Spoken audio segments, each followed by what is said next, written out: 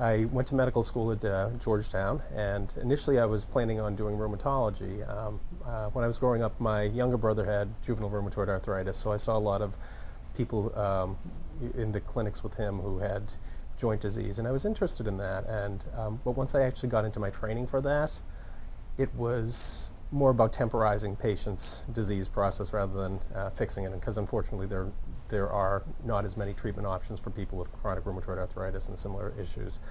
So instead I did primary care, and I did that for about 6 years. I was on staff at UMass, and I enjoyed it very much, but I always did kind of miss the fact that with other certain specialties, someone would come in with pain and they could do something in that specialty to make their pain go away. And medicine, when I was doing internal medicine, was more, once again, temporizing things.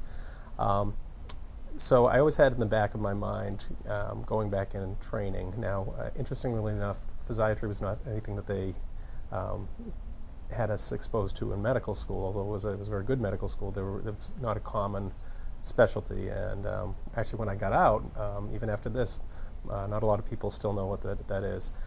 But one of the physicians I worked with, her husband worked here at New Hampshire NeuroSpine, and for years he kept kind of telling us what he did in his job, and we were both kind of a little jealous of what he was able to do. So I kind of made the plunge, and I went back and did some additional training, did 3 more years of training, and I was pretty much interested in the spine, and so I was out in Cornell and Columbia, out in New York City for that. And after I finished that, I came here.